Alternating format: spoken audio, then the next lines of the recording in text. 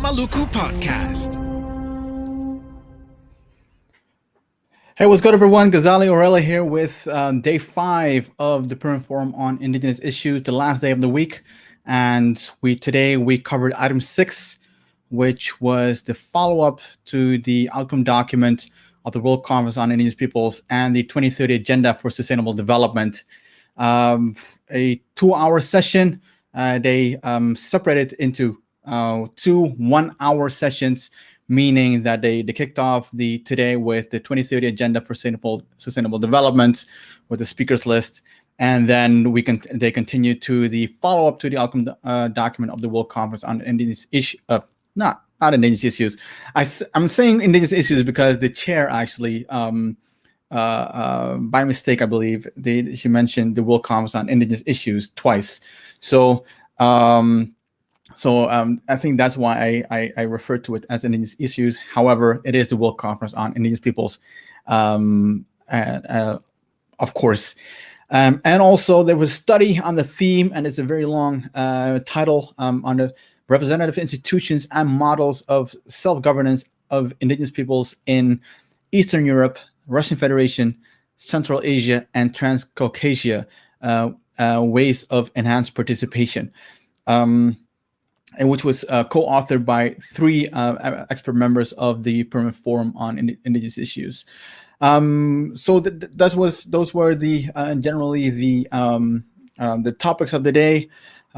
We've heard a lot of statements today and a lot of things to consider.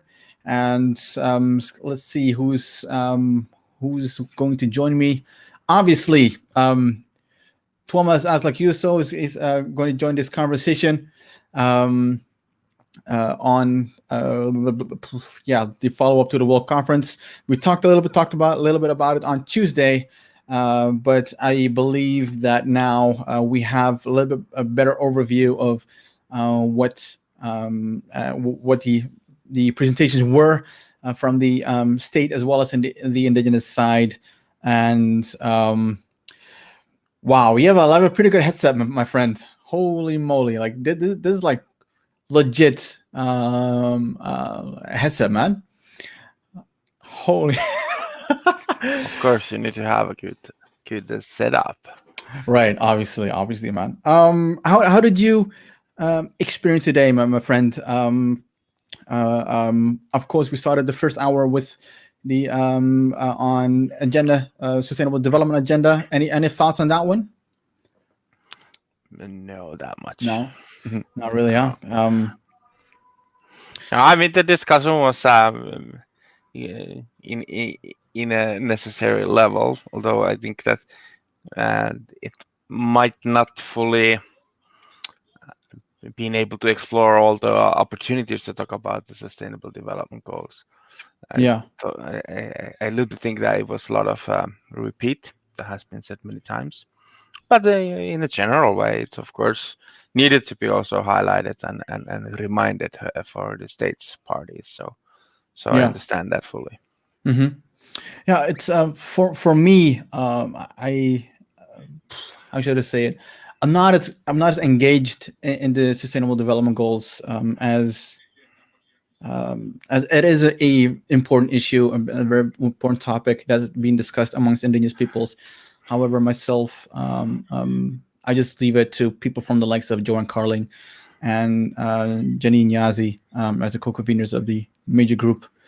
And hold on, ding, ding, ding. We have royalty in the house. Bringing in Kenneth Deere as obvious. I consider him royalty. You have a low bar. Yeah, well, like if you're doing a live stream almost every day, and you're like yesterday was like a lonely conversation with me, myself, and I monologue, then you set the bar very low. However though, I'm always super excited when the coordinator of Indigenous Peoples, not only in New York but also in Geneva, joins the conversation, Kenneth Deere. So I think we can kick off. I think we can, unless there's something you want to talk about, say regarding the Sustainable Development Agenda, Kenneth. You've been tracking the conversation today as well. Before we go into the latter part of the conversation, which is the enhanced participation process. No, I've been avoiding the SDGs, so, very successfully so far.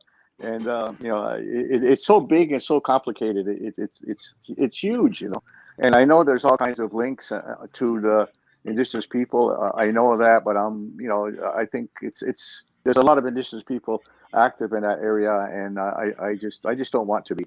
That's all. Although I have to say that I am going to be involved in a project later on this year and early next year on the SDGs and the declaration, the UN Declaration on the Rights of Indigenous Peoples, the linkages. So I'll be involved in that sometime down the line here in Canada. But otherwise, I have no comment to make on this one, except to say that I thought Joanne and Jenny did really good job. I thought they made really nice statements. But the rest of the stuff was I was just waiting for hurrying for it to be over so we could talk about the good stuff like that we have. Right. I can see Thomas already laughing. So let's jump into the second half of the conversation, which was the enhanced participation process. No, sorry, I should say correctly. The follow-up to the outcome document of the World Conference on Indigenous Peoples. So obviously, the World Conference outcome document, it kicked off a number of processes or new processes. New processes and a number of processes, including, for example, the enhanced the mandate of the expert mechanism, which is being broadened and enhanced, the repatriation process, but also we heard a lot about the enhanced participation process. And oh man, this is going to be a full house. Love it. Heather Whiteman runs them. Thank you so much for joining the conversation. So temporary committee in the House. So that's good. So there's a lot of knowledge in there. So basically, I can just like sit back, relax, and ask the questions and let the experts answer everything. All right, general observations before we start to get into detail into the nitty gritty of the conversation, the follow up to the World Conference. Anything that stood out? And it was silent. I'm here to find out how it went today because I wasn't able to join the broadcast earlier.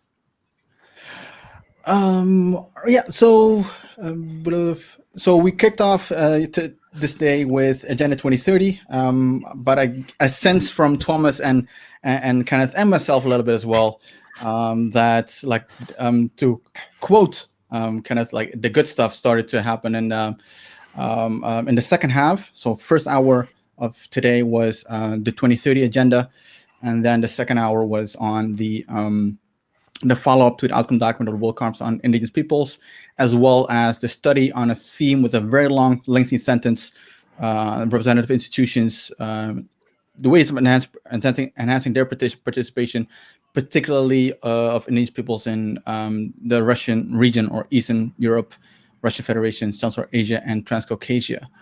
Thomas, let me kick off with you, if that's okay, because you presented a statement. What was your general feeling of this of today's conversation, and how do you feel that your statement was received by everyone?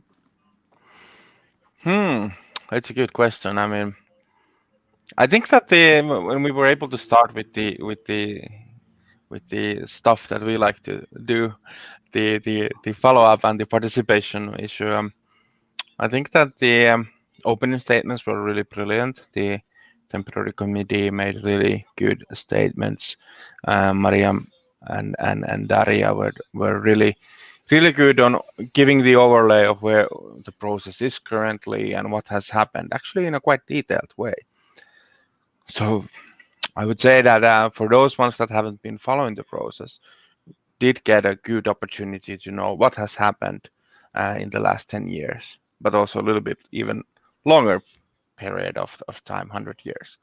But I think that there were a lot of details explained, a lot of the process, what has happened, the 2017 negotiation process, the preparatory processes for that, and what has happened after that, the key to outcome document and different elements here. So I think that was really good. I think it was really important that representatives from regions like Africa and Russia were speaking.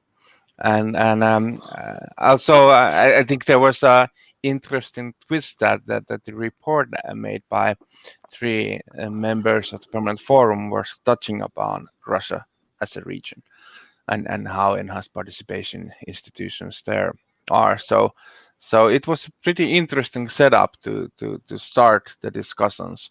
I was second on the speaker list after Canada. I think that the group of states that Canada presented was a good statement, strong statement. I was really happy to hear it, and nice to see always a minister speaking in the forum. Well, I think my statement was pretty soft in the end. It was pretty, the basic details that you want to see. We want to be involved. It's important to consider and make the negotiation process when Indigenous peoples are able to be present. But I hope that encouraging member states to consider taking Indigenous peoples to their national delegations in the negotiation process is something that could help us in the process, as we know that the 2017 or process that led to 2017 a resolution was difficult in the end parts where Indigenous peoples were not able to be in the negotiations. But yeah, I don't know, usual stuff, I guess. We had to react also from my regional respect to the report that was given. In the report, even though it was not presented by the authorities or the authors of the reports, there is remarks on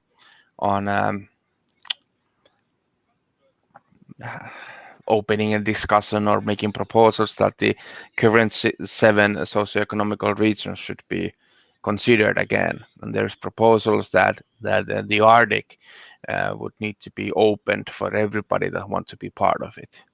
So we as a region, together with ICC and the Sami actors, were applied to say something to that issue, I guess.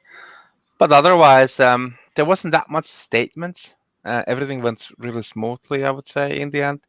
And the interesting part of how Russia reacts to this and what kind of statements are coming from Russia.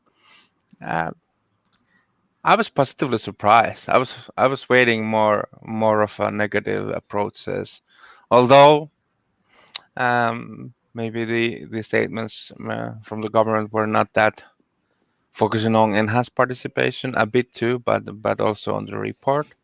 But yeah, it's a step in the process done. Kenneth, the opening remarks that Miriam Wallet Abubakrin gave, it was, to me, it was like, sounded like fire. How she presented it, not only in her presentation but also in the choice of words. It almost reminds me of the choice of words that Kenneth Dare usually uses at the end, towards the end of a consultation, and makes all sense of everything that's being said, and throws in these sound bites. I heard Miriam saying, like, "Let me take away the fear that people that states have." Words like, "We are here to contribute and not to complain." Almost sounds like out of the manual of Kenneth Dare to the United Nations. How did you listen to the initial remarks of Miriam and Daria right after that? Well, I thought, first of all, we'll start with Miriam, and I thought she did a terrific job. And if it sounds like a bit like me, well, that's a compliment. I think it is. Maybe some of you people are learning something finally, and using it. And so it's nice. It's a nice compliment. I didn't have anything to do at all with her statement. I left it. All you guys contributed to her statement.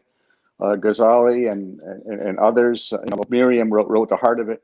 So I thought she did a good job. And I think not only was it it was the presentation. I think she was very dignified, and I think the whole package. The tone was good. And so it was really, really well presented. And like I said, the what's her name, Stacy Lambert from the Canadian government texted me right away saying it was an awesome presentation. She said she texted me immediately after Miriam was done, and I shared that with you.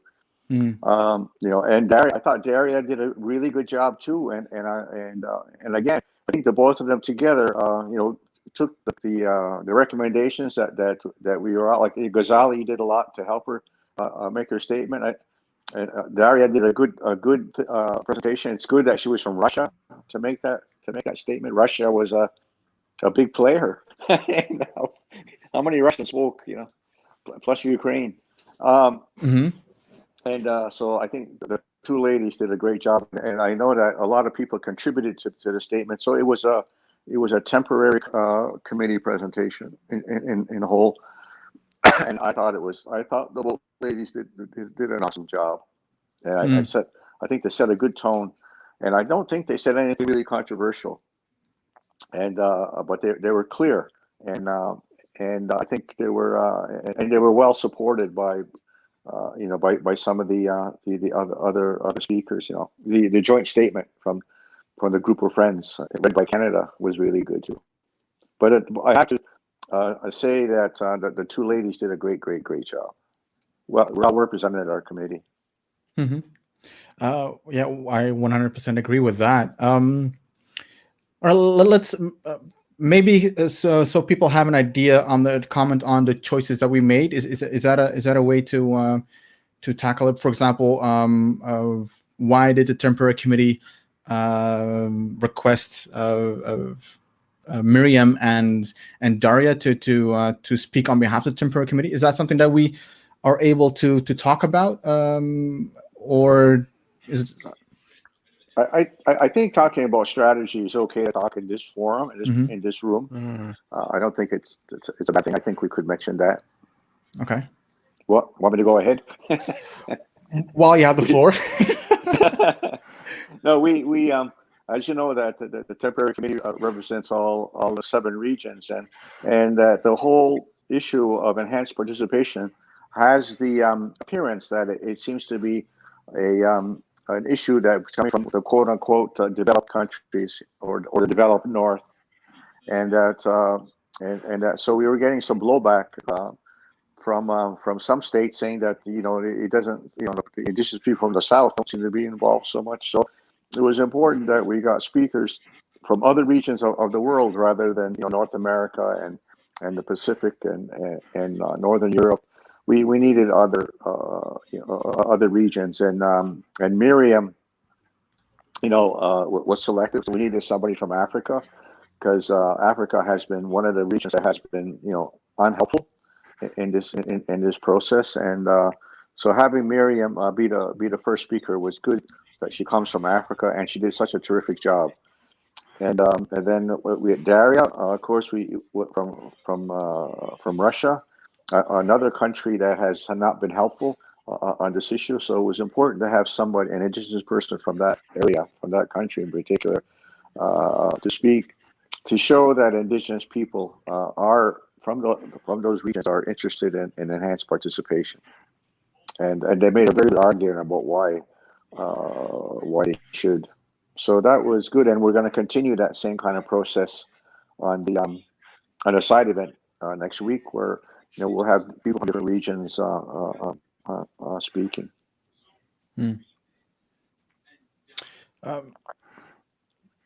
Thomas, I saw that you wanted to. Oh, sorry. Go ahead, Kenneth. Oh no, go ahead. I'll let Thomas go.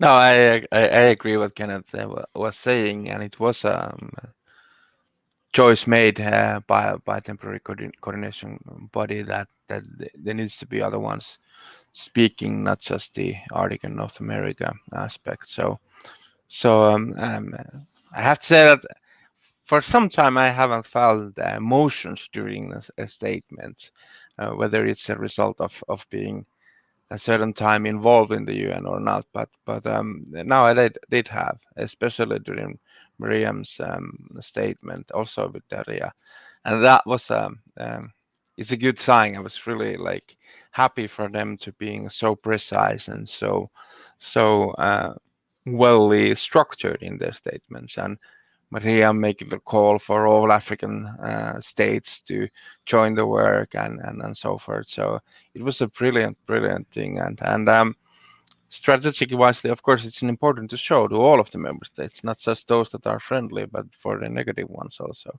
that this is an issue for a global indigenous movement, and that the global movement is there as maybe the movement before has been a little bit falsely accused to be a North American and Arctic process with certain individuals from Pacific involved. So I think that strategically we were able to show that and with a strong presence that's not the case. And I think that the group of friends and those countries that are friendly for us were really happy for that. And like Kenneth say, Canadian main persons directly reacting to that and sending messages is really nice to hear. I think that shows that they are also reacting to that and showing that we've been a bit of a successful movement. Right. All right. Let's, if I may, let's unpack a little bit the remarks, because there's a lot in there that we could dive a little bit deeper into, so that people have an understanding of why the enhanced participation process is so important. She started off with that the enhanced participation process is more than a process that started in 2014. She said it was a 100-year process going back to when the Descahe and T.W. Ratana from Aotearoa went to the League of Nations, and obviously did not get in, or they were not allowed to speak. And she also made a reference to the Human Rights Council session in 2019. Kenneth, can you, as a Descahe is from Haudenosaunee, can you explain a little bit what she meant with that, with the 100-year process? Yes. Yeah, I was very happy to hear that. And Descahe is a Cayuga chief, from the Haudenosaunee. The Haudenosaunee are made up of the Mohawk, Oneida, Onondaga, Cayuga, Seneca, and Tuscarora peoples, and the Haudenosaunee, because we weren't getting any satisfaction with the agreements that we had with Canada, and our land was being sold out from under us. So we sent our people sent a Cayuga chief named Descahe. I just want to make it clear to everybody that the name Descahe is a title. It's not the person's name. When you're a chief, you're given one of the 50 chiefs of the Haudenosaunee. You're given a title that's been passed down from time immemorial. And his English name was Levi General. But once he's made into a chief, he takes that title of Descahe, and that title has been passed down by the clan mothers on the women's side over all these centuries. And right now, today, there is a Descahe today, and his name is Stephen Jacobs, which we'll get to. So when Descahe went to the League of Nations in 1923, he wanted to address the League to complain about that Canada was not living up to its obligations, and that as a sovereign people, we felt that we had to take our complaint, our situation, I don't know if we want to call it a complaint, but I guess it was, to the League of Nations, because that's where sovereign people go. And so it was made a lot of sense to Haudenosaunee to go to the League of Nations.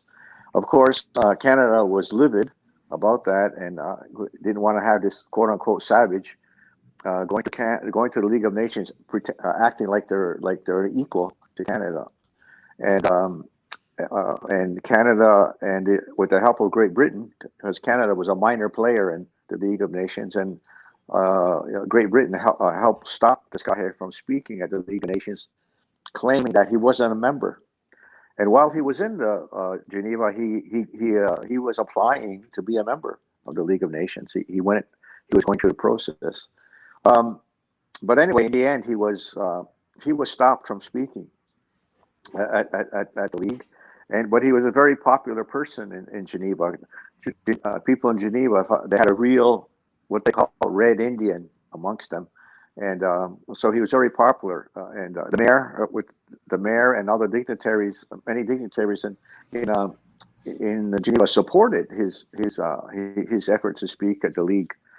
So when he was denied to speak at the League of Nations, the mayor of Geneva invited the people of Geneva to a hall. It was called the Reformation Hall at that time. It doesn't exist anymore.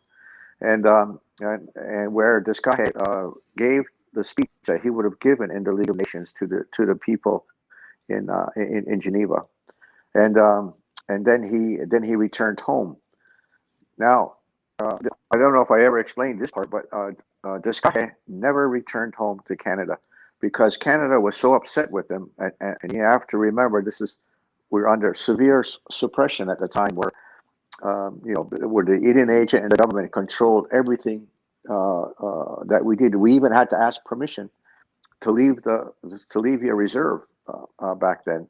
And a little side story, which I only found out a few months ago, was that Descartes, when he was going to go to, first he went to England first in 1921. When he asked for a passport, Canada refused to give him a passport. And he said, "Well, that's okay." So he made his own passport. The Haudenosaunee and him, they made his own passport, and he went to England, and then later on he went to Geneva on his own passport, which was appropriate. And so anyway, Canada was threatening to arrest Descartes when he returned to Canada. He was warned by his people at home that Canada may arrest him. So he never returned to Canada. He went to he stayed in Rochester, New York for a little while. Then he went to the Tuscarora Reserve, right on the Niagara River. You could see Canada from where he stayed in the house of Mr. Rickard. Can't remember his first name. The house is still there. Well, from his backyard, from his window, you could see Canada across the Niagara River, and that's as close as he got to home.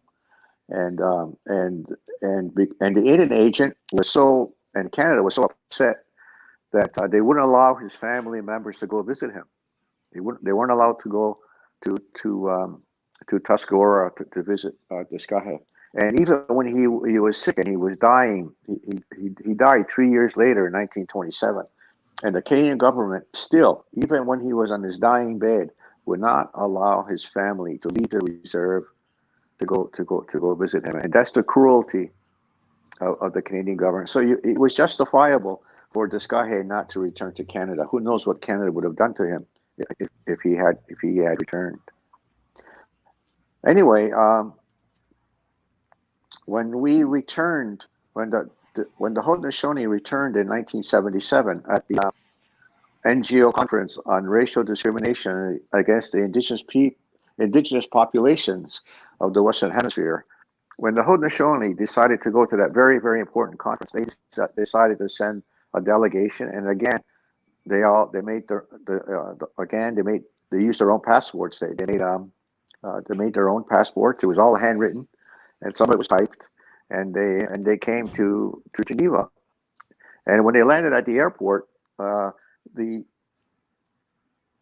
Geneva officials didn't know what to do with these people with the strange passport, and so they were held there. So negotiations started going back and forth about what to do with them. The mayor of Geneva at the time heard about this, and he asked the Swiss officials to allow them in under his protection, that he would speak for them. And so they were allowed into the country, and he told the Haudenosaunee he wanted to meet them. So the next day, they came in one day, and the next day they were called to the city hall, and they went to the city hall in full regalia, and they met with the mayor of Geneva. And the first thing the mayor said is Descartes with you? And Discahe, the current Discahe, his name was I can't remember his name right now, but he couldn't make the trip, but he sent a gift, and so the chiefs said, no, Discahe is not with us, but he sent you this gift, and he sent him a gastoa, one of our headdresses, and he gave that as a gift to the mayor, and the mayor said that he has heard many good things about Discahe and how kind he was to the people, and he says that the Haudenosaunee will always be welcome in Geneva, and we've had this wonderful relationship with Geneva, starting with Discahe and reaffirmed in 1977, when the mayor said the Haudenosaunee will always be welcome in Geneva, and that's been going around since that day. And since that, also in 77, has been a struggle of Indigenous people to be able to speak at the United Nations as nations, as sovereign peoples, and we're still in that struggle, as you know, because still today in the United Nations, if you're the only people who can speak are states and UN agencies and NGOs or organizations with observer status, and so the Indigenous people don't have that. When the Working Group on Indigenous Populations was created in 1982, there was a special stipulation in the creation where you didn't have to be an NGO to attend the Working Group on Indigenous Populations, which was a radical idea at the time, that anybody could just show up, not just Indigenous people, anybody could attend the Working Group on Indigenous Populations. I get an open door, because Indigenous peoples, being the poorest of the poor in most countries, they didn't have NGOs. So it was to accommodate Indigenous peoples that the Working Group had an open door policy, and that policy was so that was the only avenue that Indigenous peoples had into the United Nations. So it's a Working Group on Indigenous Populations. You had to go to any other meeting, you had to go as an NGO, and so.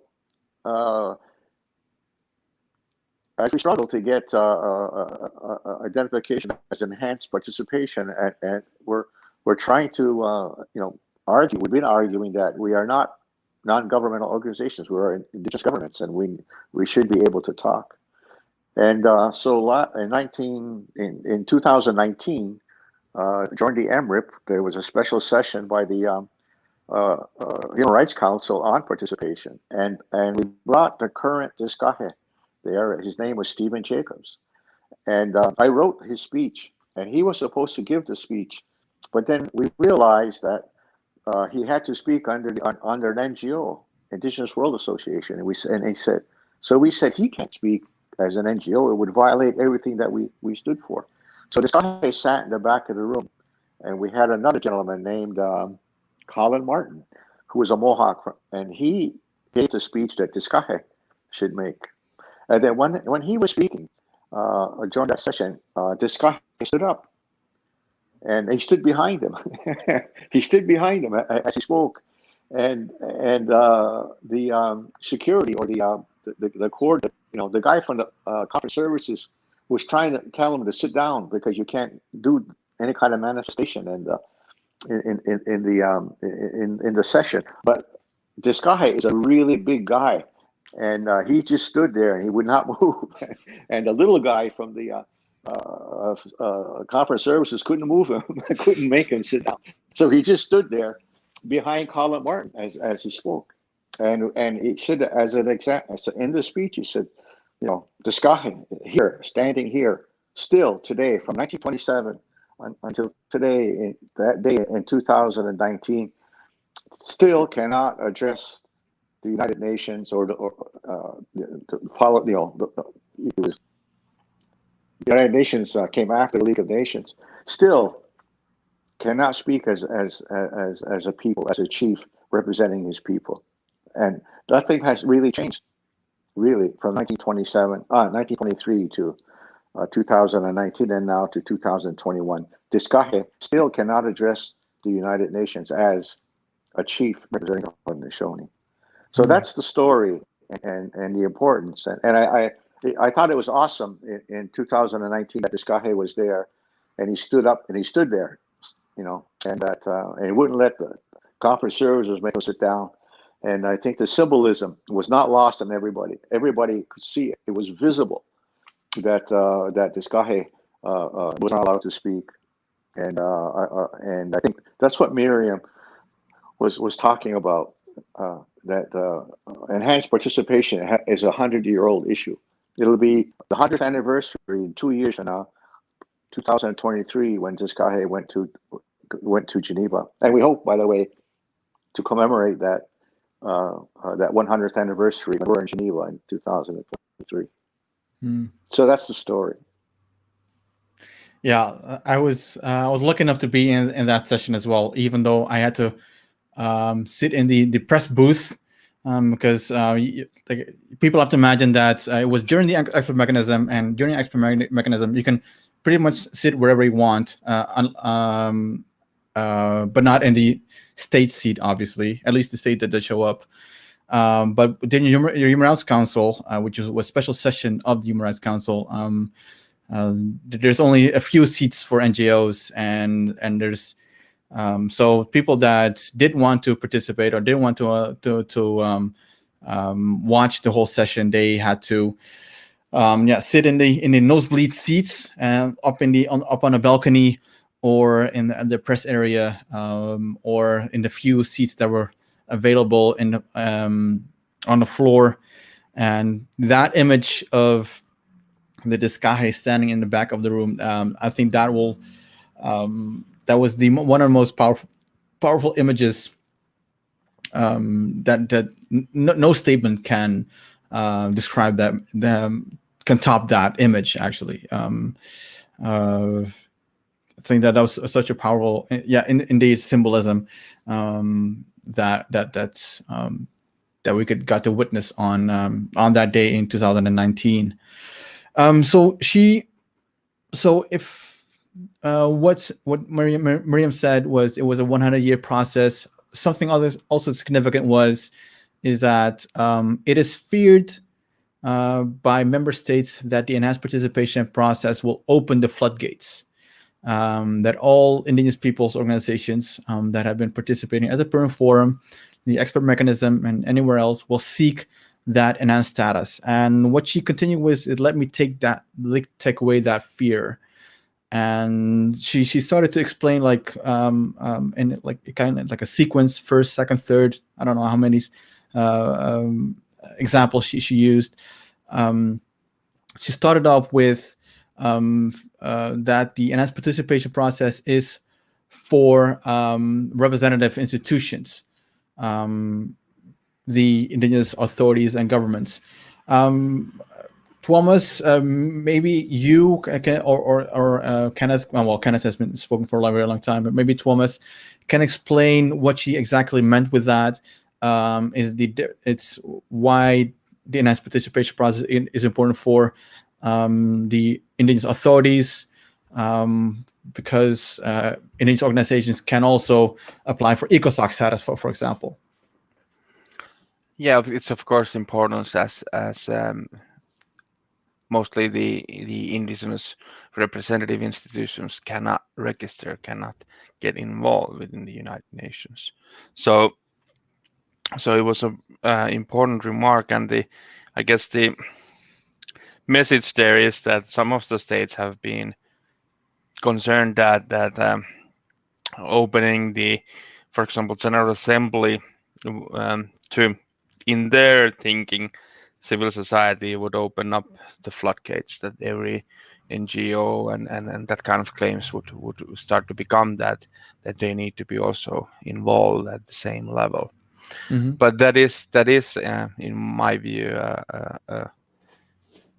wrong kind of concern or suspicion, as we've been quite clear from the beginning that this process is for those that have the representative nature of a people, as the United Nations is a forum, an area for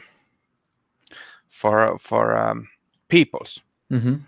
So I think that Mariam did pretty well on clearing those doubts away that this process is specifically for representative institutions, and that this would not lean on name and shame processes, but more that indigenous peoples and their representative institutions want to be part and participate in the United Nations in a positive way, contributing to the peace project that the United Nations is, and contributing to the climate change crisis that we are facing now, and all other aspects of the global world. So that was a good kind of highlighting those messages that have been said, and I think it was pretty strong also said from Africa and Tuareg community. So it was for those that have been following, for example, the Tuareg questions, know that it was a clear and good statement from Maria. Mm-hmm.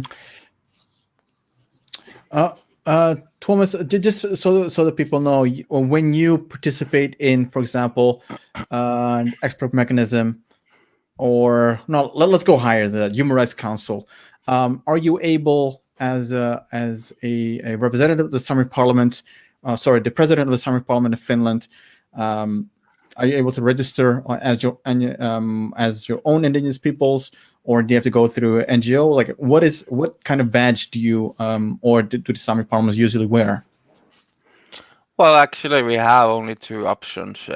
Actually, one option, but there are exceptions to the permanent forum and the expert mechanism, where we have been registering as an IPO, Indigenous Peoples Organization, and have highlighted that we are a representative institution.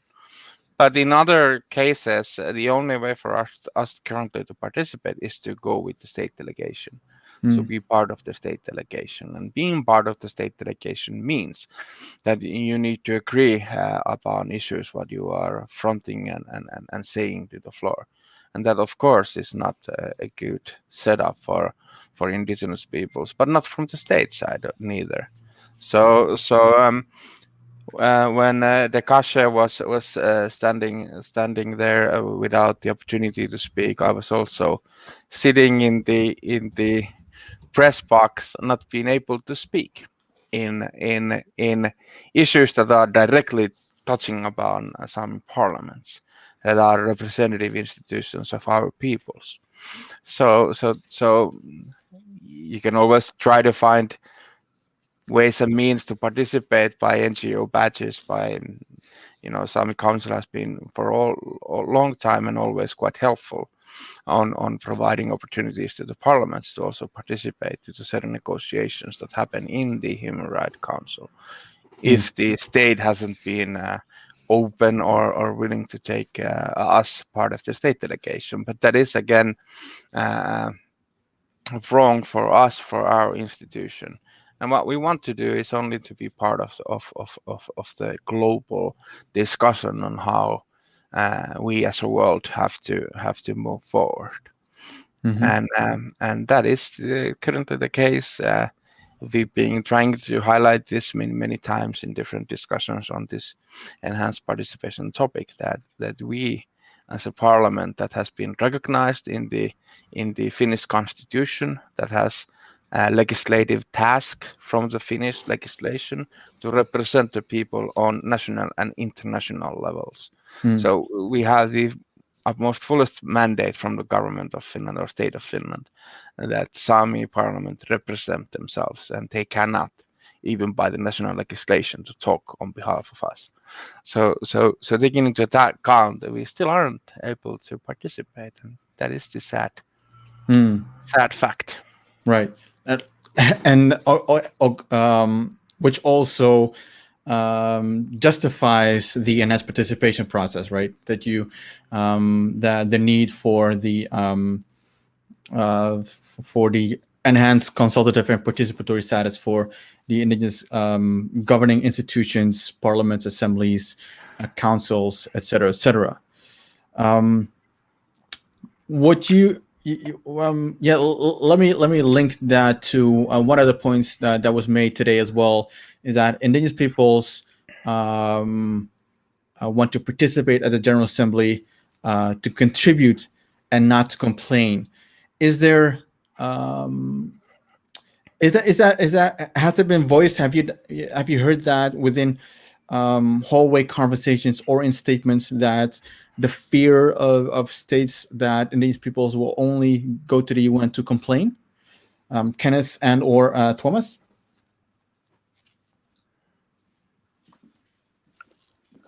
I think it's an assumption, and I think it's. I think you have to read between the lines about why states complain, are concerned when they say that a large number of Indigenous people are going to show up. You know, that's not the real reason. The real reason is they feel that those large numbers of Indigenous people are going to be there just to complain about the situation in their country, and that's what they're really afraid about more than numbers. You have to. I can't remember the numbers. Thomas, you might remember how many organizations have observer status in the United Nations. I think, was it 300, 600? I've heard numbers. I think it's almost 1,000. There are almost 1,000, yeah. I know there's like 7,000 NGOs, but I think organizations with observer status are in the hundreds. But that's a lot, and they're not flooding the United Nations. You know, they're there when their particular issue might be included, and even those are restricted in numbers. You know, if you're talking about a business, you know, you're talking about the economy. You have the economic and business community organizations. They're going to be limited to maybe 3 organizations to sit. So you know, they have all kinds of rules that restrict all of those permanent observer status organizations. They have certain kind of rules.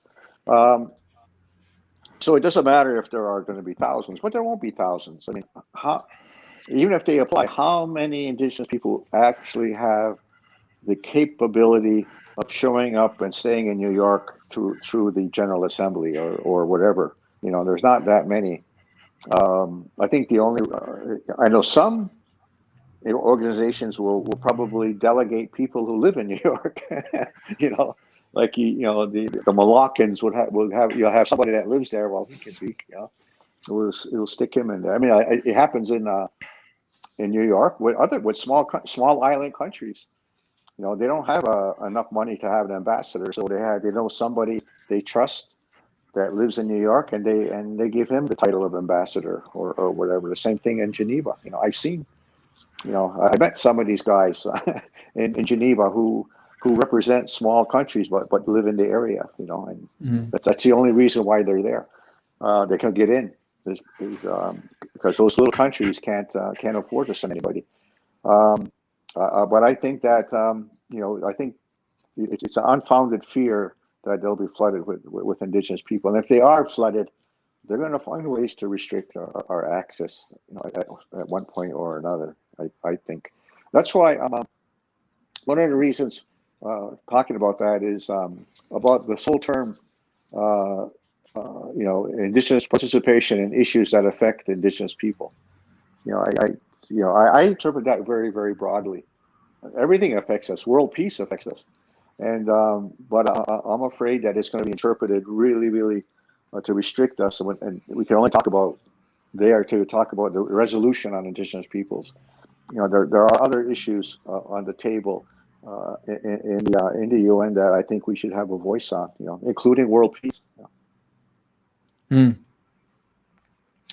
know. Obviously, so let me quickly recap for people that are just so that people have a clear overview. So the UN's participation process is one for representative institutions of Indigenous peoples, meaning the governments, authorities, parliaments, assemblies, etc., etc. Tuomas is a president of the Summer Parliament in Finland.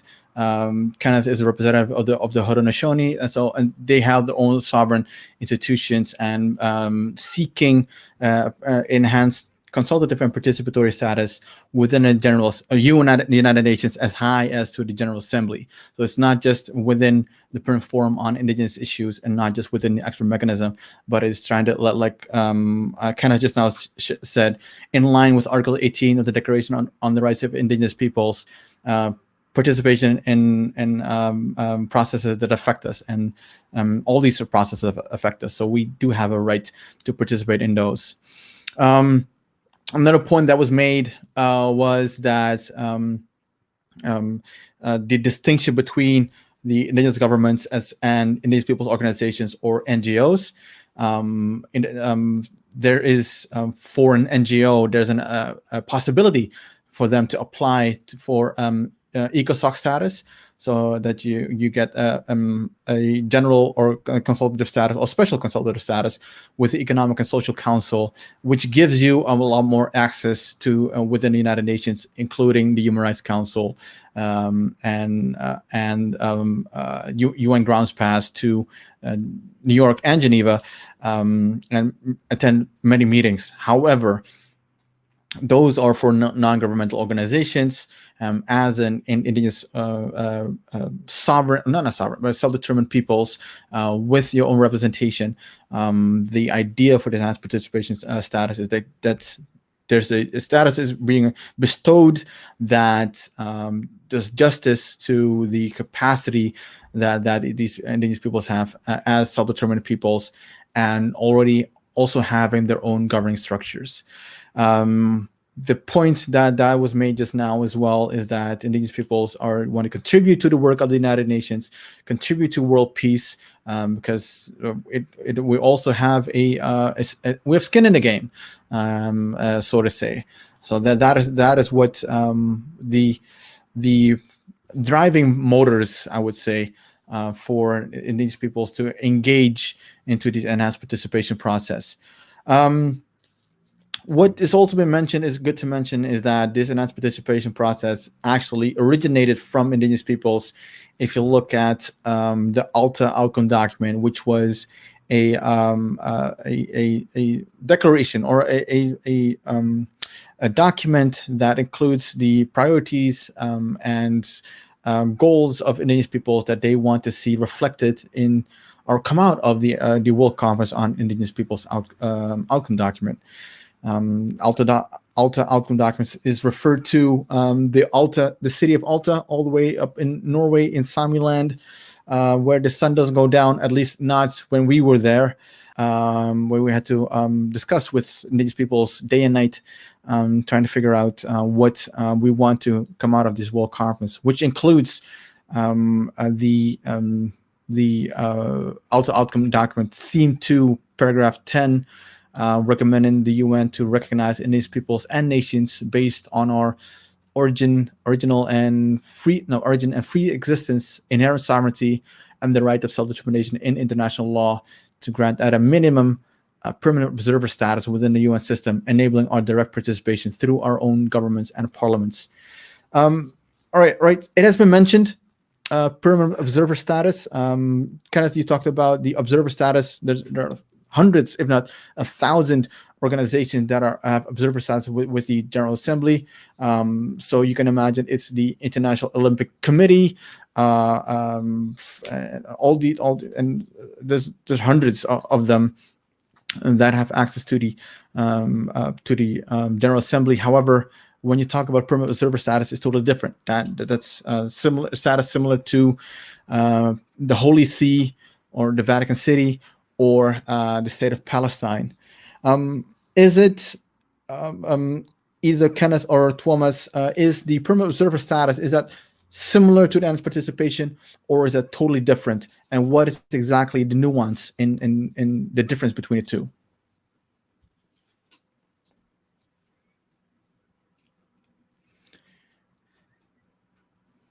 I'm waiting for Thomas to answer that one. Yeah, me too. I was hoping that Kenneth would start. So repeat the question for me again, so I can consider. Sure. And you can answer both. You guys are friends. You can answer both.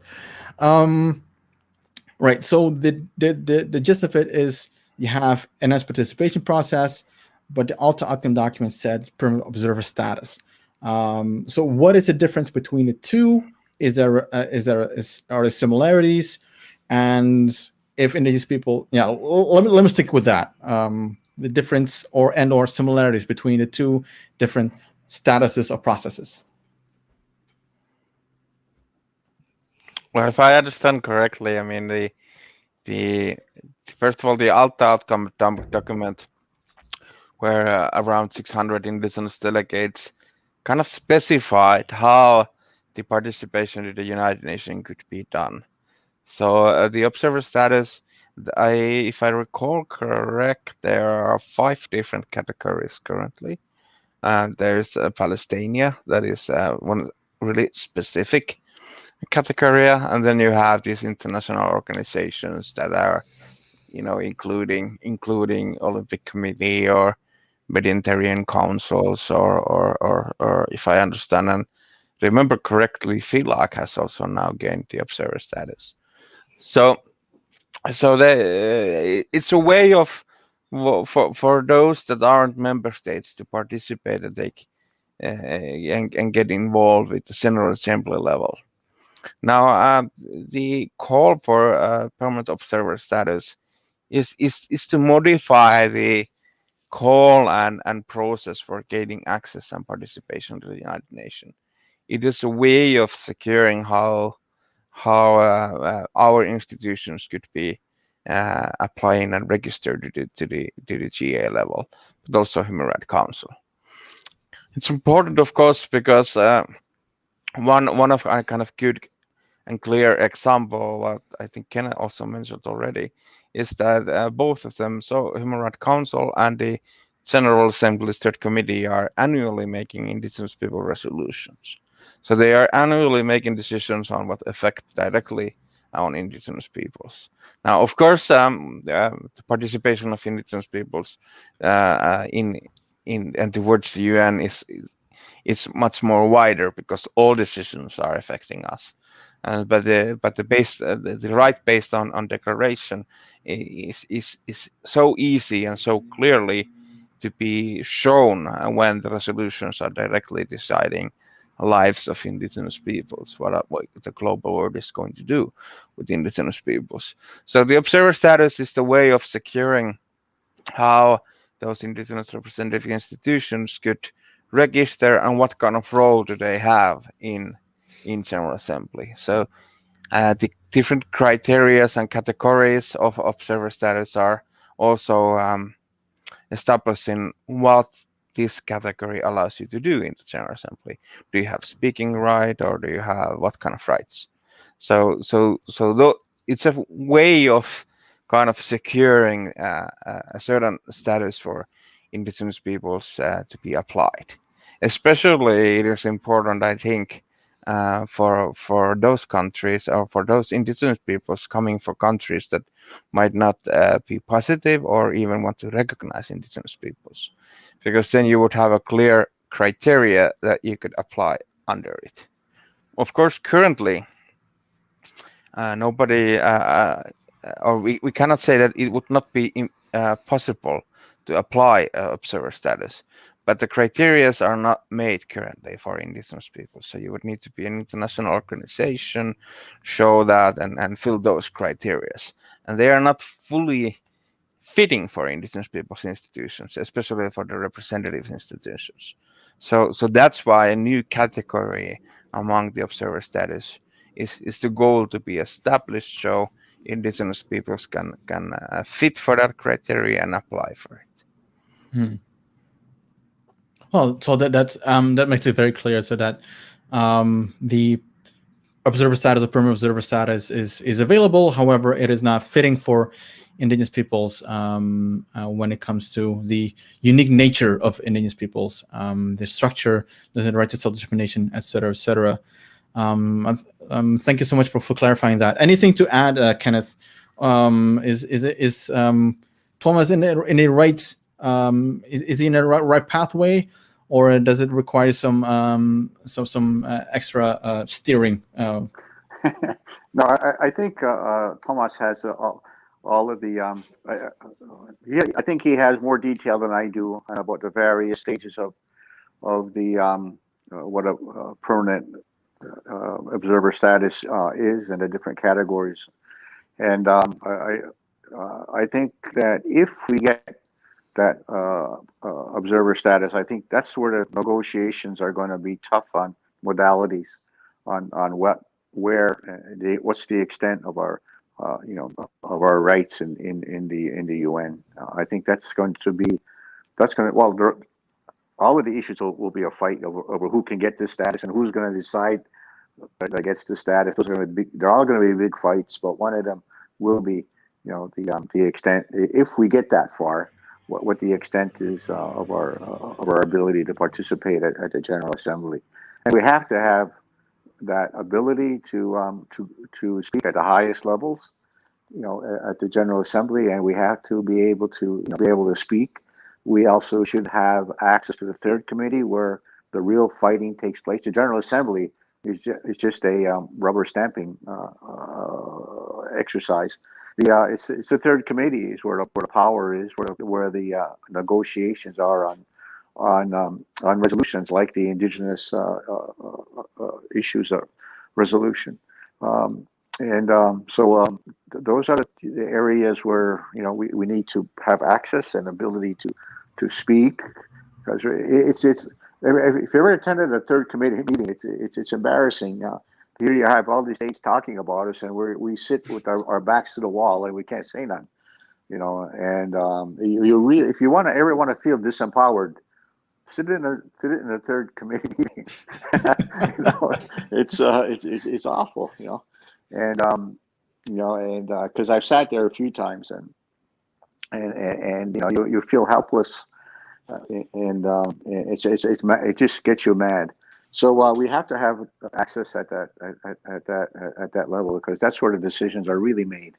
Not really. It's not made in the General Assembly. The General Assembly, the battles take place in the third committee, and all the other committees that we feel that we might have to have a voice in. I can't think of any. I think there are how many committees? 7?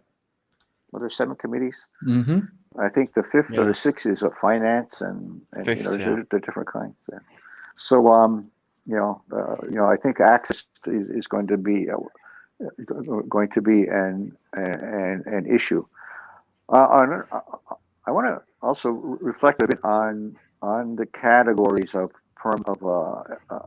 observers, permanent observer status is how the UN looks at that, and they have this these little rules or guides or whatever you want to call them, and they don't want to they don't want to give observer status to any like domestic organization that you would want to have an international something beyond just one domestic body trying to get observer status. And so for instance, the Haudenosaunee would qualify because we're in 2 countries. We're in Canada and the United States, and some of the Sami would qualify because they're in how many countries? 4 countries. So the Inuit are in are in 3 countries at least. If you want to call Russia, it's 4 countries. So those kind of bodies would get that kind of status. We have to keep in mind that we're talking about exercise and the right of self-determination, and that right belongs to peoples with a capital P, and it's not doesn't really belong to groups, small groups, fractions of a group. I think that's a hard part for Indigenous people to get their head around, because we've been so oppressed by states, and fractured by states, and we've been colonized by states that we sometimes forget who we really are, and what our roots are, and what gives us those inherent and inalienable rights that we're born with. And it doesn't. We don't get those rights from states. We don't get those rights created by colonial borders. Our existence predate all that stuff.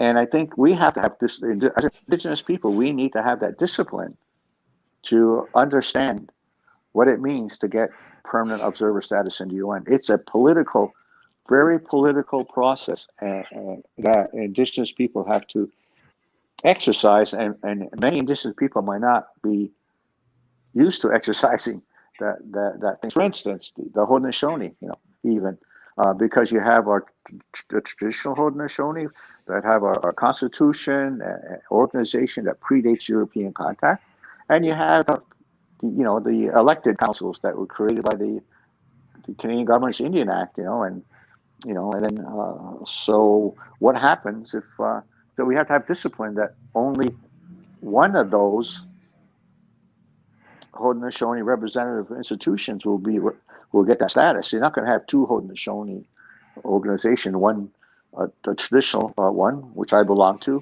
and a bunch of elected bodies who feel that they have that right. They should have that right, And so there'll be, but those are internal issues that have to be dealt with by Indigenous people by themselves. Do not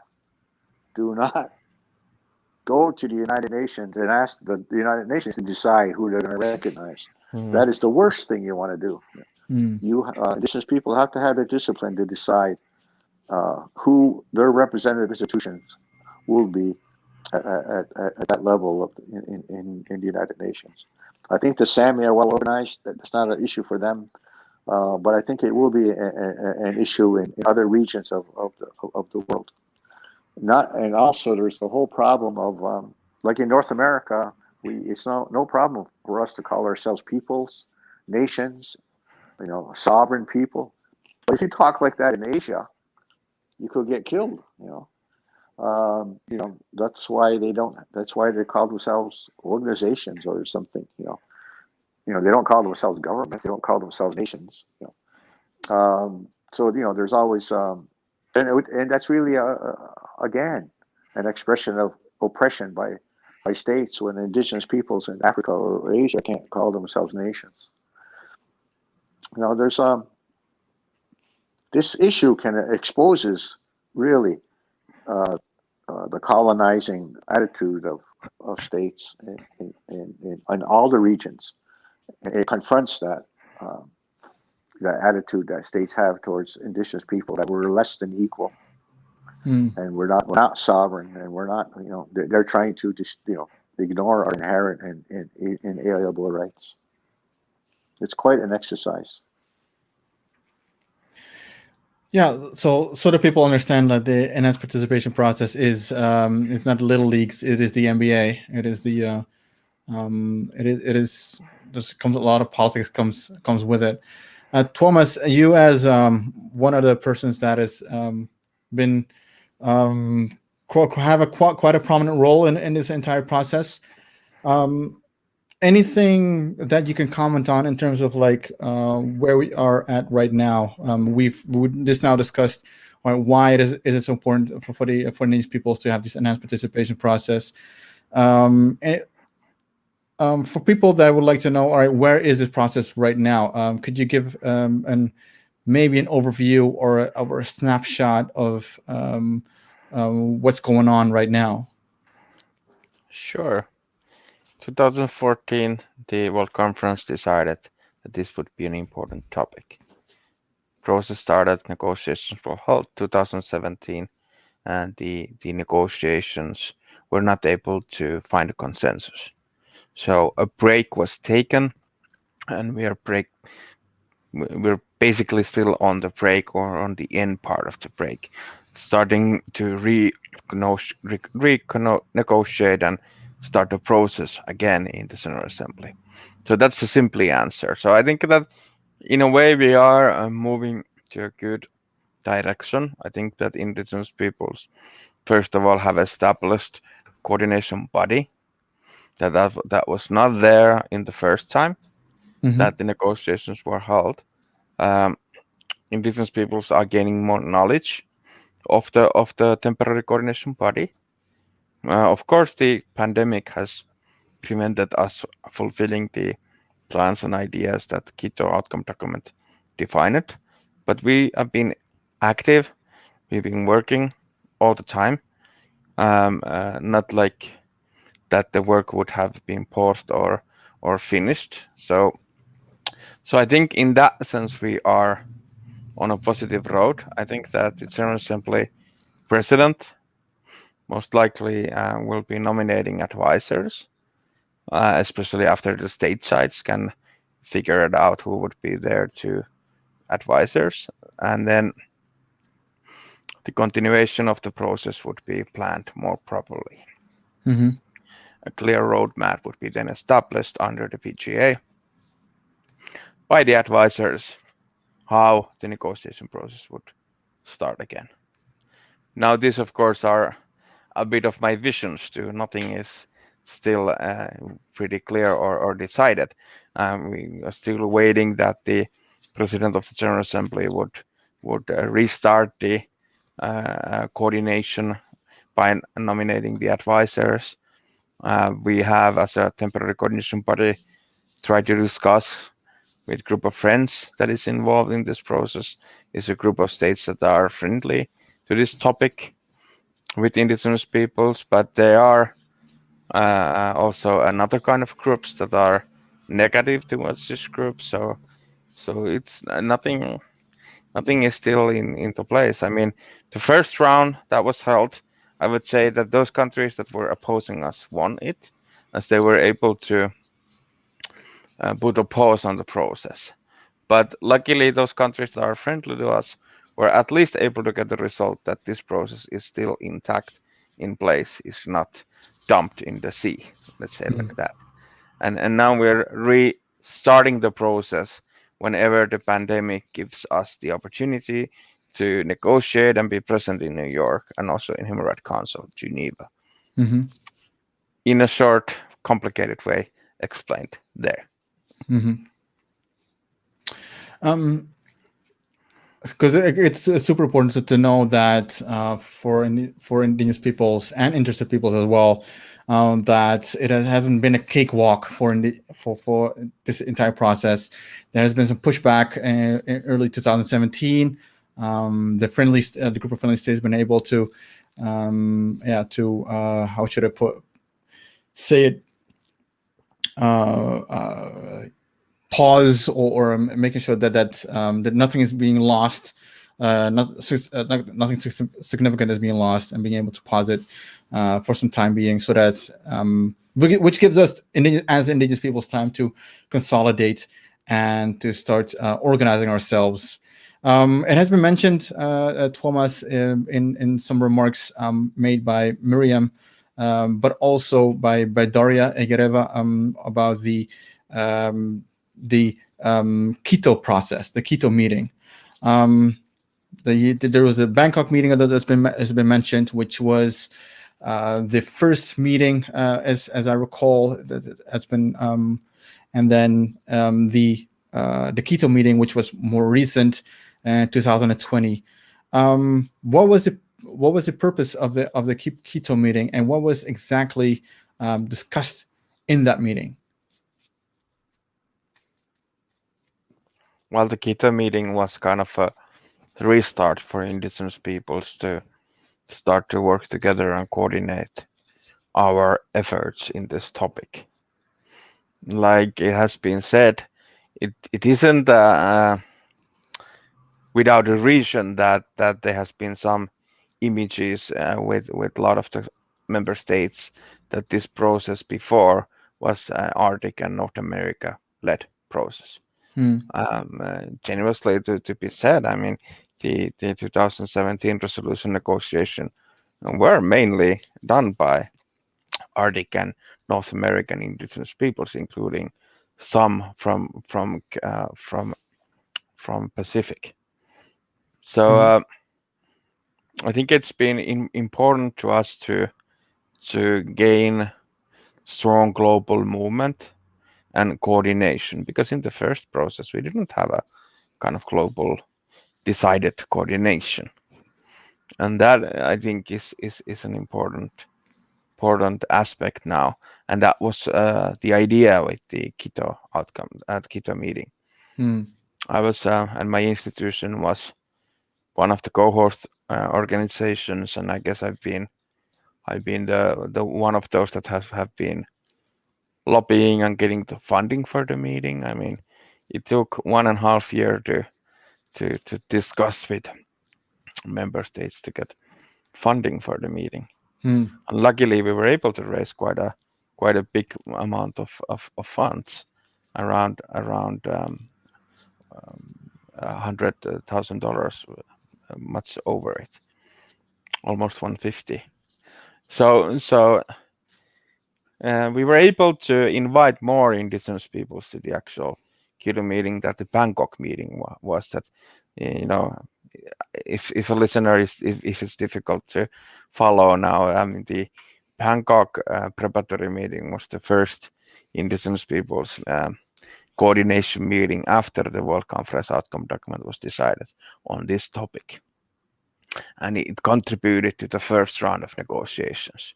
And the KEJU now was for the upcoming process, a start of coordination. Indigenous peoples were able to discuss strategics, identify those to the paper, and agree upon how to move forward. And the temporary coordination body was established in KEJU and by the outcome document. So to say it in short, it worked for a boost or restart for our coordination. But maybe Kenneth could be a better person to explain it, as I was one of the individuals that planned it and worked for it. So my memories are on the issues, or have we been able to report the funds to Canada, Finland, and Norway, and that kind of stuff. So maybe Kenneth would be in a place to describe it more.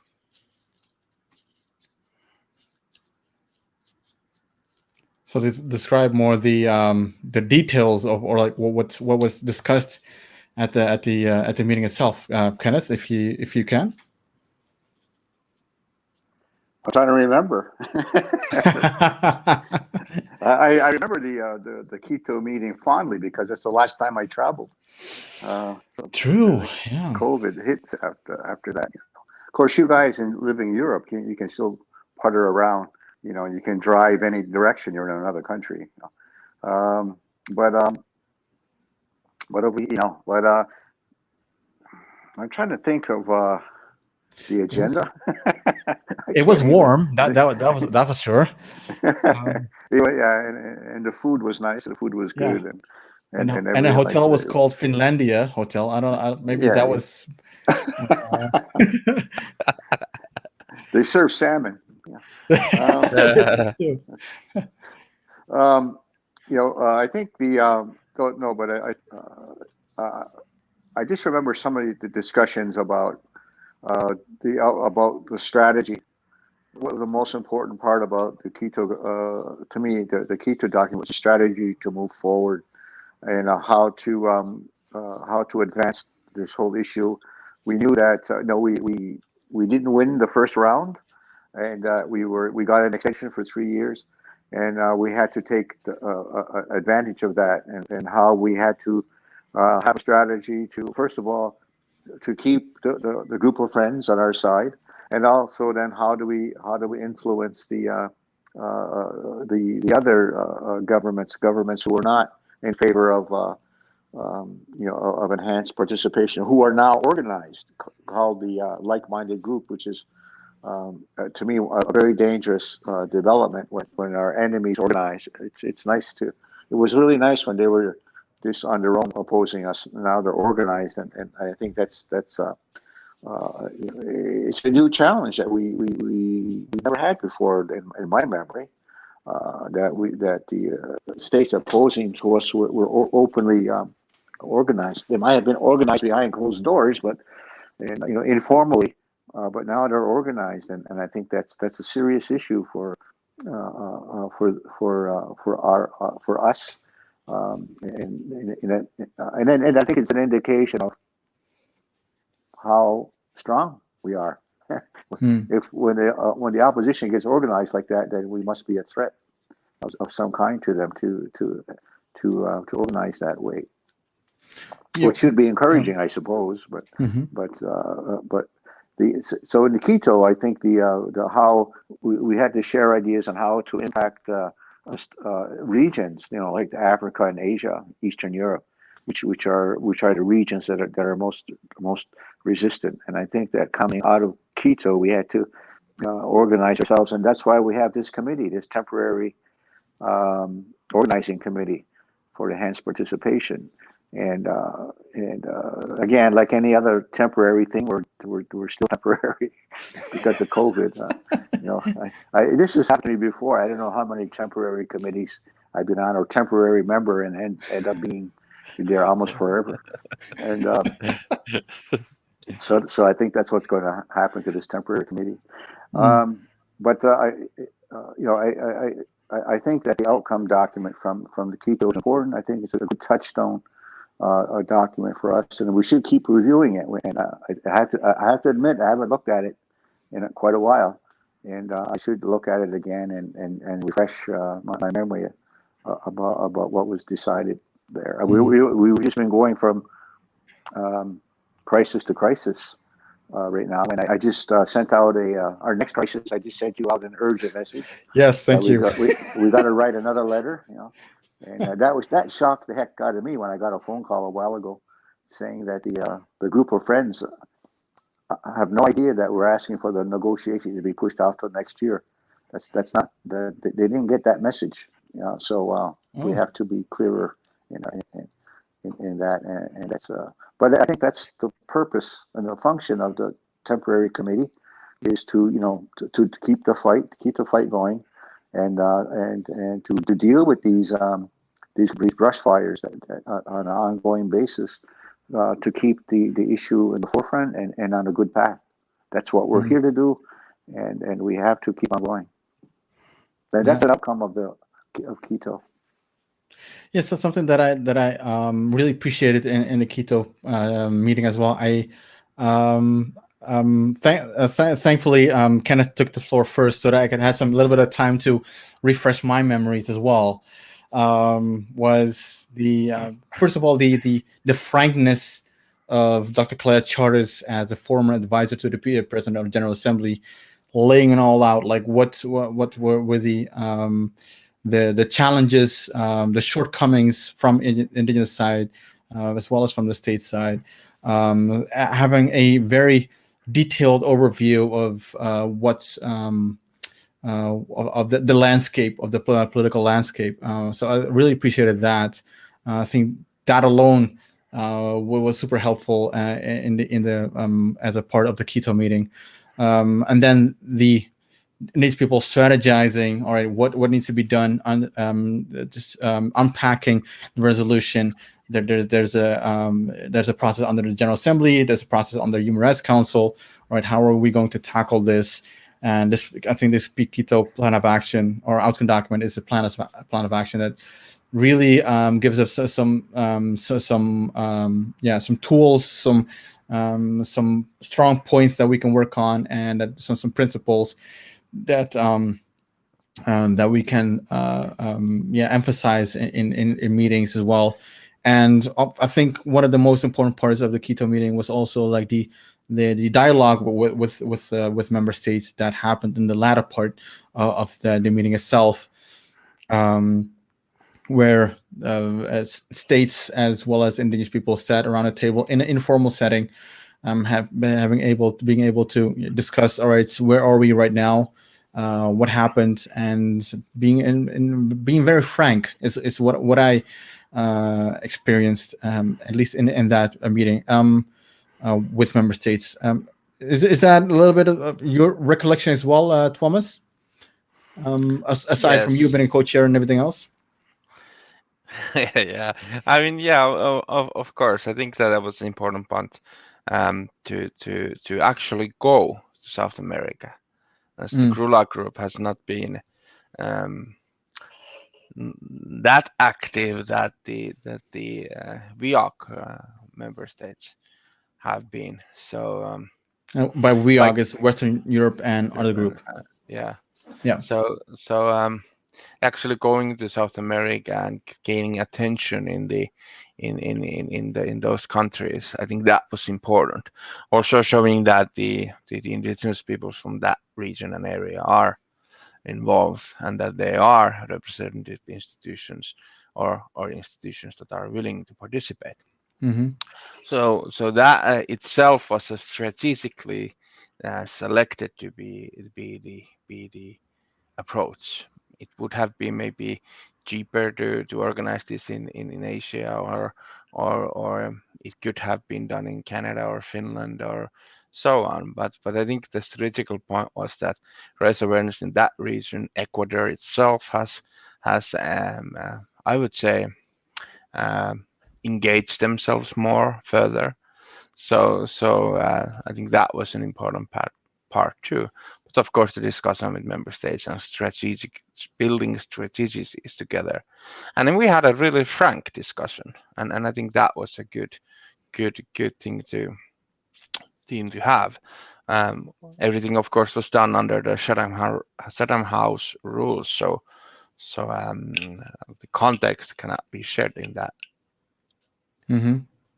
Preciseness, but I think it was an important meeting. But also, one thing that I have felt really important, and my region really made it clear for me also to as representing the region what we want to see in this process is that the other regions will step out of the game.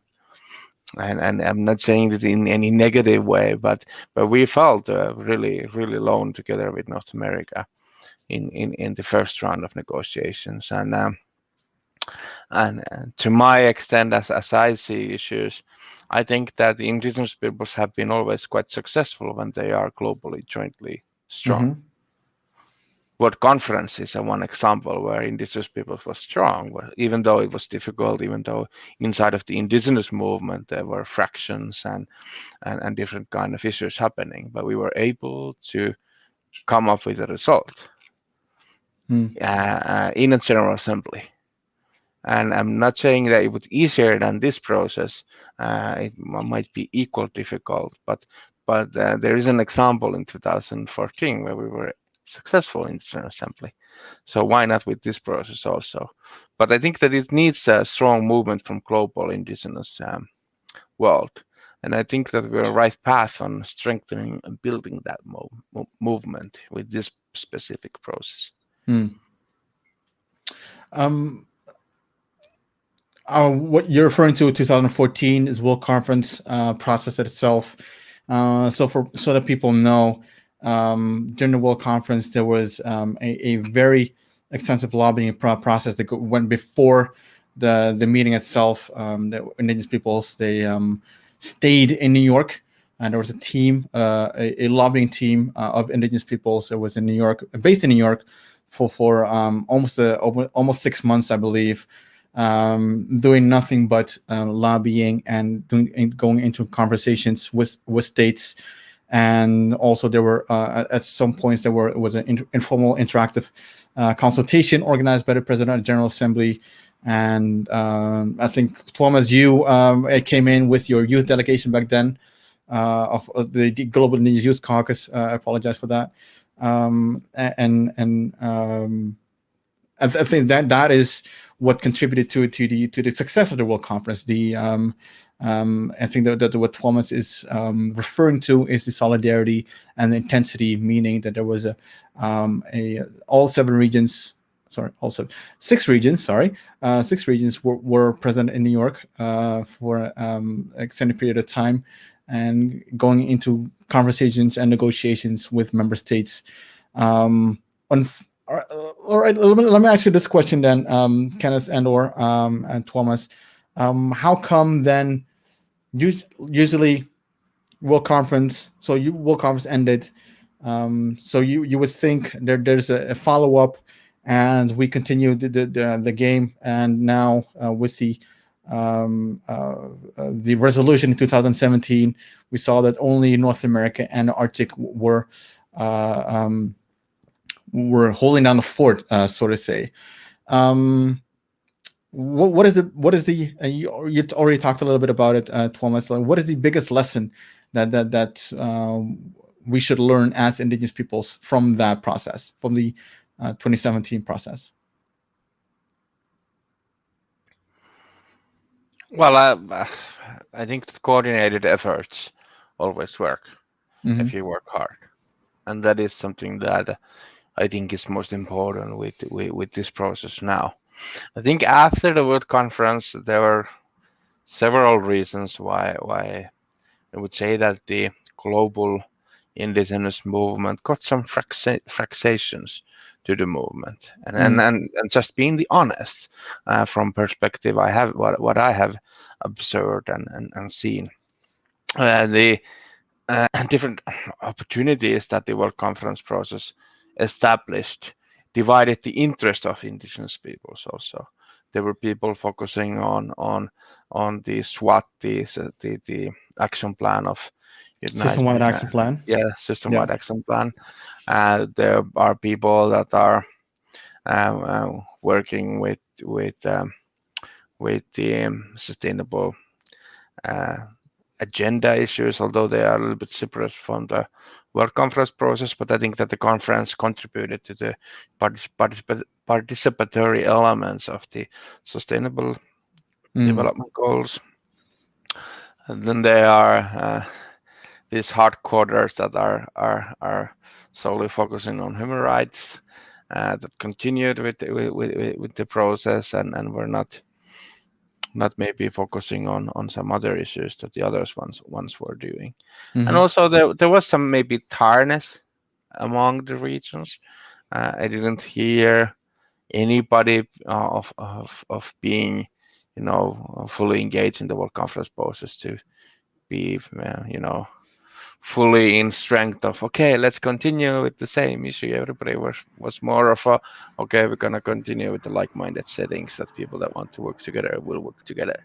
And I think that was a bit of a sad moment for our movement, as I think it's shown that in the enhanced participation process we haven't been successful. And I think that one of the core elements, in order to be capable to be successful, you need to be global movement. Right. All right. So we have as a quick recap, we now know like why it is important to have the enhanced participation process, and then the growing pains, if I may, of the process from 2014, 2017. A little bit of pause until 2020. Right now, with the COVID-19, hopefully that is going to kick back up again. KEJU document has been developed. In the meantime, temporary committee has been established to facilitate the advocacy efforts of and consolidation of regions in this process. All right, we now have the virtual meeting of the Permanent Forum. The UN is slowly opening up. When do we expect to kicking off these negotiations again? Is it end of this year, or is it what are you hoping for, Tuomas? Well, I think that the next General Assembly session might come too early because of the COVID situations in the world. Because we need to be capable of having indigenous peoples from all different regions present. So the next session might be difficult. It could start maybe in the end part of the next session, but I would be maybe more ready to start the negotiation in the 2022 September sessions starting dates. Okay. I don't recall which session of the General Assembly it will be, but is it 77 or 8? Well, 75 was last year. Okay, so it's 77. Right? Yeah. Oh man, I'm lost. Yeah. Well, yeah. We're on 70. We're on 76 now. This is the 76 session. So it would be the 78. We want to like the no 77. No, 77 will be next year. No, 77 will start in September. Oh, so you're talking about Yes, and that 78th goes all the way September? to the following September. Yeah. Yeah. Yes, that's what I'm talking, because Okay.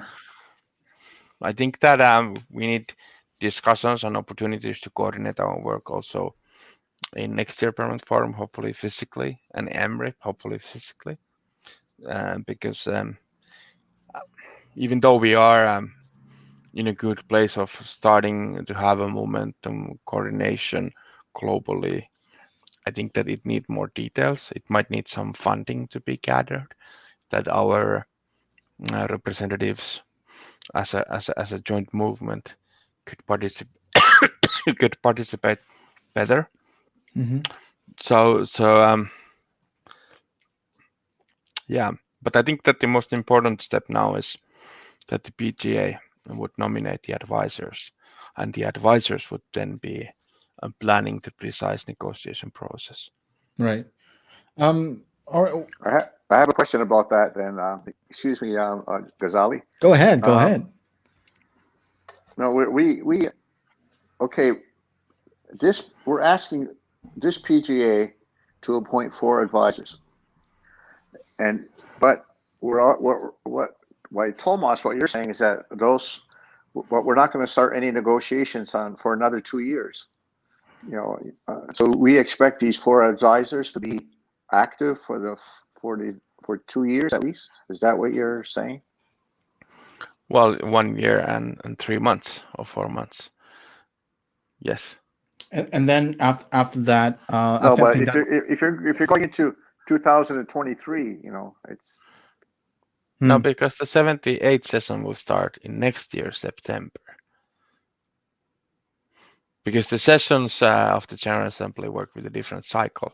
So we would, of course, want to be starting from the beginning of General Assembly in order to have a long enough time for the process to have a decision. So by starting a 78th session, the actual negotiation process would start in September.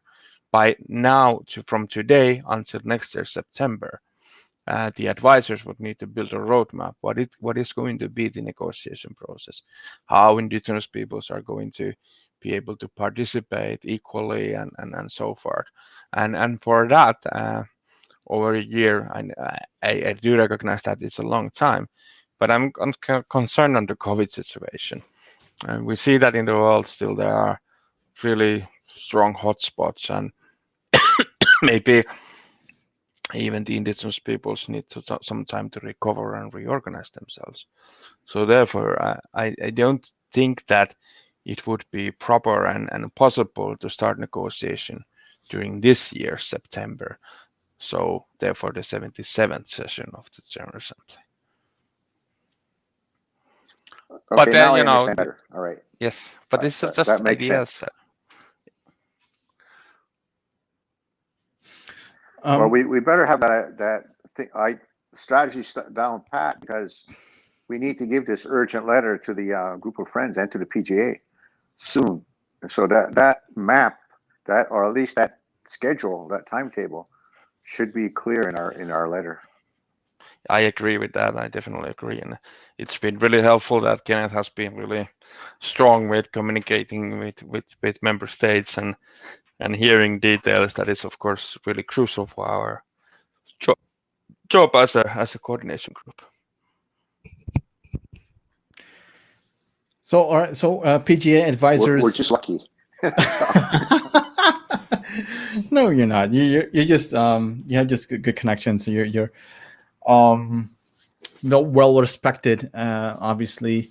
So the PGA advisors in the temporal committee, or not, the Quito meeting, has endorsed Dr. Claire Chartis and Esvancho Castro Diaz as advisors for the upcoming, or as soon as possible. Well, I won't call any sessions, but as soon as possible. And by the looks of it, one of the proposals that Thomas you're putting forward is that the actual negotiations, then we kickstart.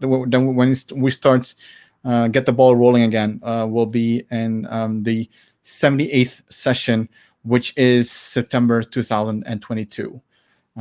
So we'd have a little bit of time to as Indigenous peoples to recuperate, consolidate again, and hopefully have this in-person meetings.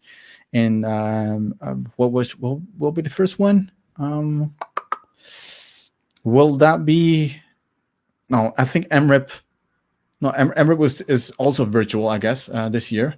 So hopefully, by the looks of it, Permit Forum in 2022, hopefully in person, and then expert mechanism. We also are able to consolidate, and then we're off to the races.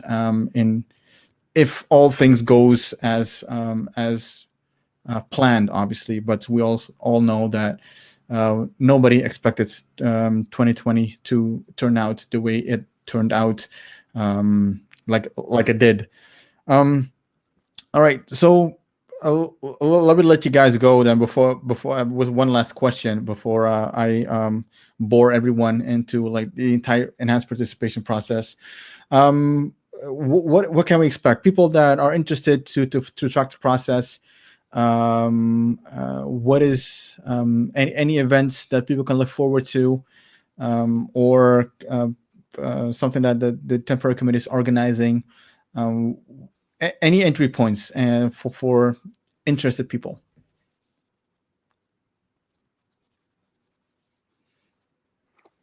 Well, I think first of all, there's a side event that Canada is hosting on Tuesday. It's open.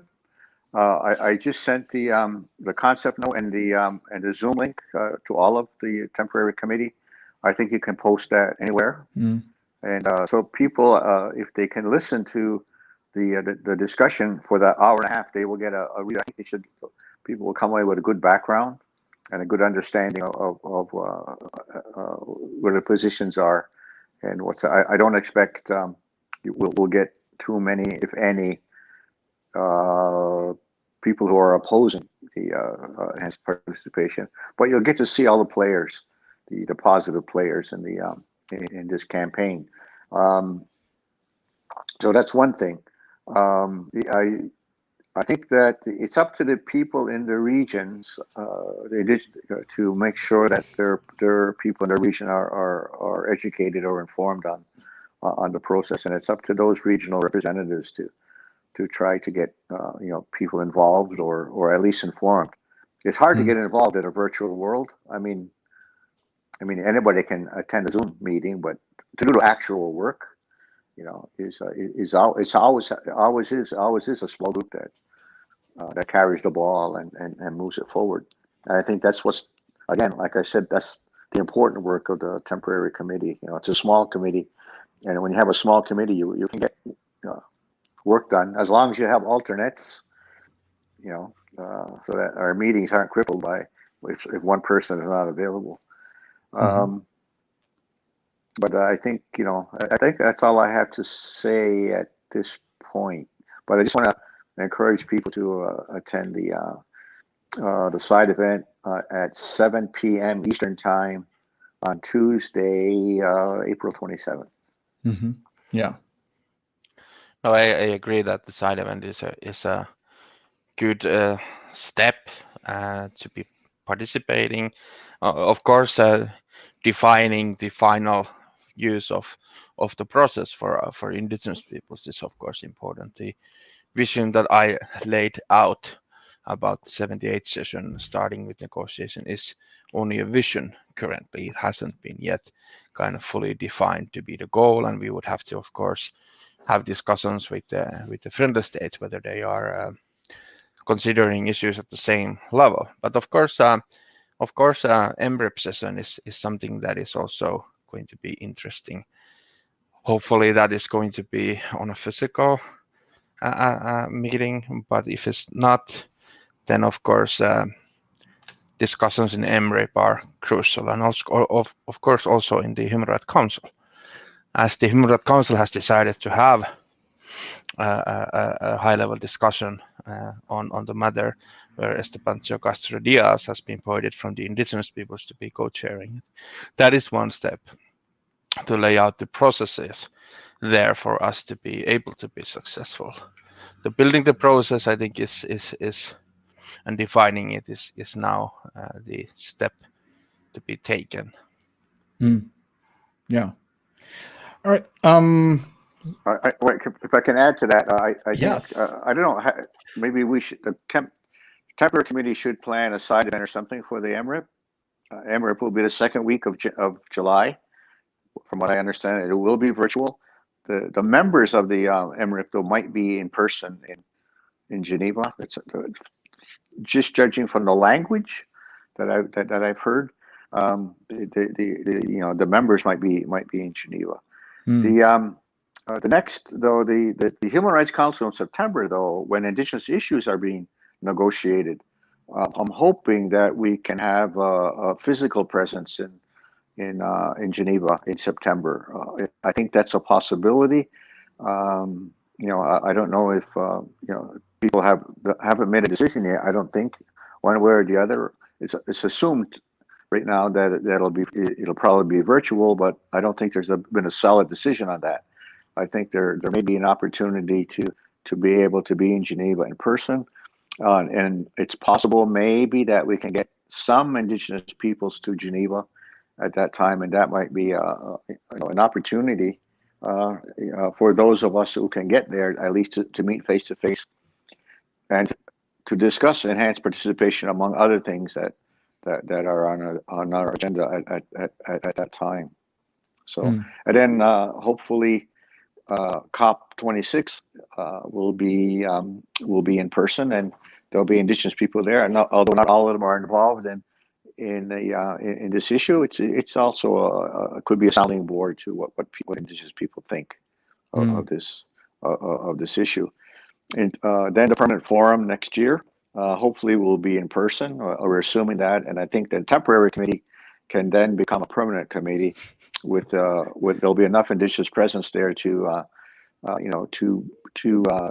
only to confirm the committee, but also make the members permanent. Whoever, if they want to move us out and put other people in, whatever, that would be the decision of Indigenous peoples at that time, because that would be I guess a large enough group of Indigenous peoples that they would have the authority and what was the right word, to endorse such this committee. Anyway, that's the way I see the schedule up until next year's permanent forum. Okay, looks promising, and I believe that it is quite it's quite realistic, actually, to that the Human Rights Council will be in person in September, as you see that the UN is gearing towards opening up again towards the tail end of this year, with the many COPs that are going to be organized. You have the CBD COP, the UNFII COP, and I think the desertification, combating desertification COP is also. So like I think everyone is the UN is trying to gear towards opening up again in September, or at the tail end of this year. So maybe hopefully the Human Rights Council will be one of the first meetings where in person that people can participate in physically. And yeah, I miss Geneva, I miss New York. So I hate having a relationship with my webcam at this point. Sitting so long in front of a webcam. All right, let me round this up for everyone. So we've been talking about enhanced participation process as has been one of the discussions of dialogues that have been discussed today at the permanent forum in relation to the agenda item on the follow-up to the World Conference on Indigenous Peoples Outcome document. We've heard why it is important that the enhanced participation process needs to be realized, or that the consultative and participatory status of Indigenous governments and authorities and representative institutions needs to be established. It's been a lengthy process. 100-year process has been mentioned, and the growing pains of the process itself. 2017, a little bit of a pushback. Been able to pause it a little bit, and now with the Quito document in our hands, as Indigenous peoples gathered in Quito, Ecuador, and that was also a political choice, or a strategic choice, to be exact. where Indigenous peoples gathered, consolidated, and organized themselves through the Quito Outcome Document, and started to, how should I say it? Promote the NS participation process and facilitate the participation of Indigenous peoples. The temporary committee was established. Tuomas, myself, and Kenneth are part of it. Heather Whiteman runs them, was briefly with us as well. She's also part of the temporary committee. And hopefully that, and I kind of agree with what Tuomas is going, that hopefully that that we kick off, the MBA kicks off, and the high-level negotiations kicks off in the 78th session of the General Assembly, which is September next year. So we have a little bit of time to prepare for that. We also nominated Esteban Castro Diaz and Dr. Claire Charters as advisors. So that's also a very positive step. Hopefully the PGA can confirm that as soon as possible. And hopefully that we have in-person meetings so that we can talk to Indigenous peoples in person, look them face to face in the eyes, shake their hands, and hopefully at the Human Rights Council in September. If not, most likely COP26 in Glasgow, or the Perm Forum in 2022. For people that are interested, this Tuesday, April 27th, from 7 p.m. to 8:30 p.m.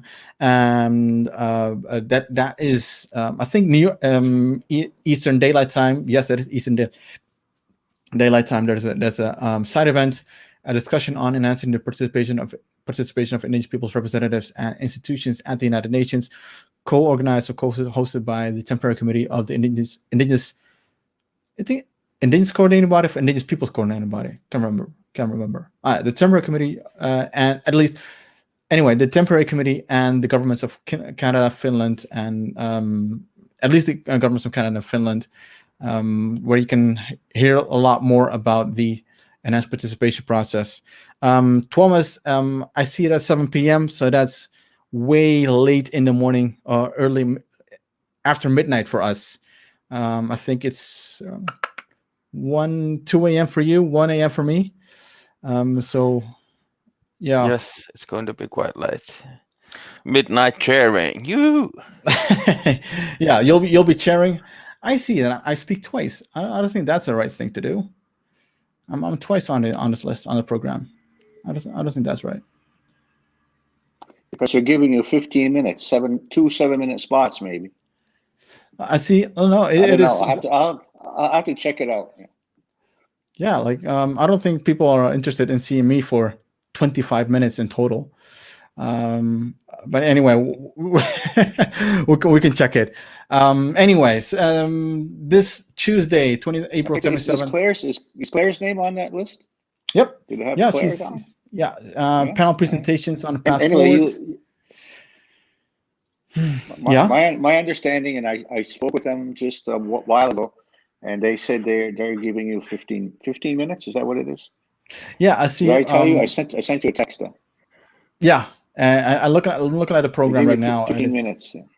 15 minutes. The first 15 minutes is presentation on the history of enhanced participation by yours truly, and then there's from 7:35 until 5 minutes past 8 panel presentations on the path forwards. Claire Charters, 10 minutes. Ambassador Yuka Salavara, 10 minutes, and myself again for 10 minutes. Yeah, well, maybe we'll I think you're supposed to be maybe at the end. The closing statements are going to be made by Mexico, I think. Is that what it says? I don't have it in front of me. New Zealand closing remarks. Yeah. The reason for that is that they wanted to have less speakers at the beginning, and we're moving one of the sponsors, because there's more states that are sponsoring it now, and so they gave the closing to New Zealand, and they knocked off the 2 ambassadors from Canada. Oh, wow. The 2 ministers from Canada were knocked off, Bennett and another one, and they put Willie Littlechild. Is his name on that list? He is. Well, remarks by Dr. Wilton. Willie is going to be speaking in the minister's spot. Okay. I don't know why. I don't know why they did that, but I have no problem with that. But apparently they wanted Willie to speak, so Willie speaks. And for the open dialogue from the floor, it's only 15 minutes, by the way. Yeah. Well, you know, you don't have to talk for 15 minutes if you don't want to. You know, and if you want me to, I can talk to the organizers and knock you off the second time. But I think one of you should be doing a summary at the end before New Zealand does it. Right. Yeah. Well, I think it makes quite sense that if Ghazali is giving, I think, or is that you? I think. Pardon me? It's Thomas that gives a summary, or Thomas does a summary at the end. I don't see it on the program though. You know, by the way, you know who your co-chair is? Yes, Leah McKenzie. Co-chair is Leah McKenzie is the co-chair. That's Thomas. Cool. Yeah. Yeah.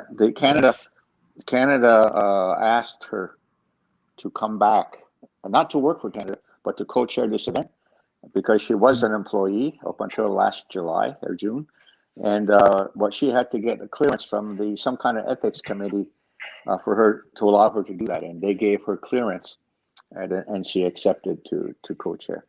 So I think that's a very powerful group. If you have Leah, Ghazali, and Claire, and Thomas as Leah and Thomas as co-chair, Ghazali and Claire presenting, I think that's a pretty powerful group. Yeah, I think it will go quite well. I think there's idea there that Ghazali would give the history and then path forward also, so that the same individual can prepare the issues there. So I don't have any problems. I think it might be even good to have it in that sense. And as a chair, of course, you can stole some minutes for a final conclusion. So hopefully we will do fine. Yeah.